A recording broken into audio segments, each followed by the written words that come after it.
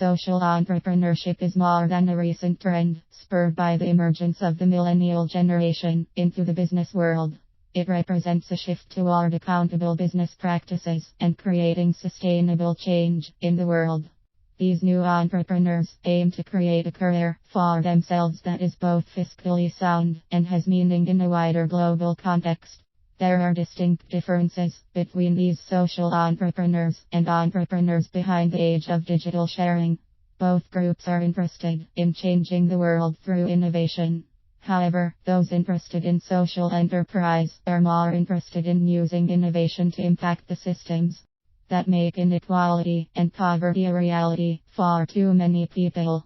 What many of these socially minded businesses have in common is a desire to take responsibility for these problems. By changing the business model to reflect these goals, social entrepreneurs are able to use their business's profits to further their social causes. The School for Business at Oxford University refers to this practice as a combination of innovation, opportunity, and resourcefulness to create social change. This social change is designed to be transparent and sustainable. Social entrepreneurship is different from philanthropy and activism. It is unique because of its ability to sustain social value while pursuing new opportunities. It is allowed to profit from the business like any limited liability company. However, it will primarily use that profit to further the resources for the cause. It is still important to be financially savvy. The difference is the goal has shifted from increasing profits to driving change. When enterprises change their business model to become able to take on profits and seek revenue from investors, they are freed from the burden of relying solely on grants and donations. One of the biggest changes in the way Generation Y runs these businesses is through collaboration, aided by the internet. The internet is how the movers and shakers of Generation Y meet each other. Introductions are easier with social media. Meetings happen faster with Skype and Google Hangouts. This collaboration has not only resulted in changes in the structure of businesses, charities, and goals, but also in the thinking that drives them.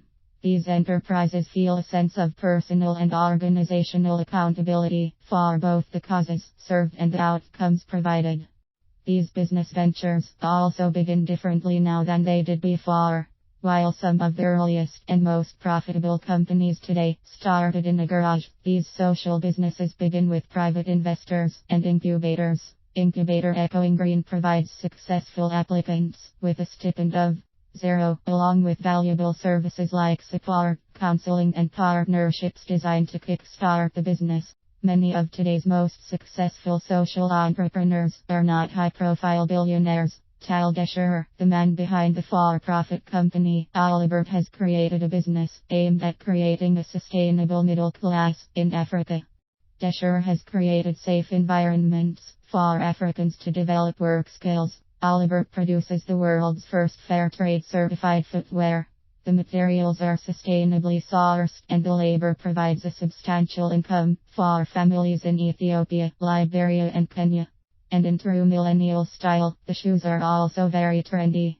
This business practice is what separates the social entrepreneurs from the philanthropists. Instead of throwing money into areas of need, these individuals create sustainable ways to help others help themselves. Social entrepreneurs do not just change lives, they change systems.